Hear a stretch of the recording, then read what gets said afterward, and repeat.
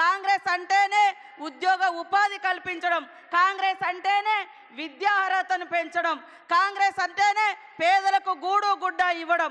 ఇవన్నింటినీ ఈరోజు పట్టుకొచ్చినటువంటి మన నాయకుడు మన సీఎం గారు రేవంత్ రెడ్డి గారని ఈ సందర్భంగా తెలియజేస్తా ఉన్నాను.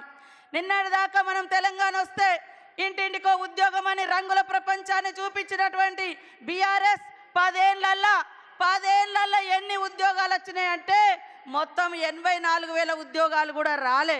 కానీ 10 నెలలలో 57,000 ఉద్యోగాలు ఇచ్చినటువంటి ఘనత మరి మన సీఎం రేవంత్ రెడ్డి గారిదని నేను ఈ సందర్భంగా తెలియజేస్తా ఉన్నాను. 10 ఏళ్లలో బీఆర్ఎస్ పార్టీలో కనీసం 2 లక్షల ఇల్లులు కూడా రాలే. కానీ ఏకకాలంలో 4.5 లక్షలకు పైగా ఇల్లులకు మంజూరు ఇచ్చినటువంటి ఘనత సీఎం రేవంత్ రెడ్డి గారిది, ఆ శాఖను చూస్తున్నటువంటి పొంగులేటి సీనన్న గారిది అని కూడా ఈ సందర్భంగా తెలియజేస్తా ఉన్నాను. కాబట్టి సోదరులారా ఆలోచించండి. ఇవాళ ఉద్యోగాలు మేము ఇస్తుంటే కళ్ళల్లో నిప్పులు పోసుకుంటున్నారు, పేదోళ్ళకి ఇల్లు ఇస్తుంటే ఓర్వలేకపోతున్నారు బీఆర్ఎస్ వాళ్ళు, మహిళలను ముందుకు తీసుకొస్తుంటే మరి రకరకాల మాటలు మాట్లాడుతున్నారు.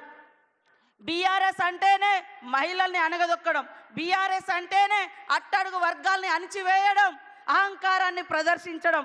కాబట్టి ఇవాళ సామాజిక న్యాయం కాంగ్రెస్ తీసుకురావడం కోసమే 30 సంవత్సరాలుగా పెండింగ్లో ఉన్నటువంటి ఎస్సీ వర్గీకరణకు ఒక రూపం తీసుకొచ్చి మరి ఎస్సీ సోదరుల యొక్క మరి ఫలాలు అందరికీ చెందాలని వర్గీకరణ చేయడం జరిగింది.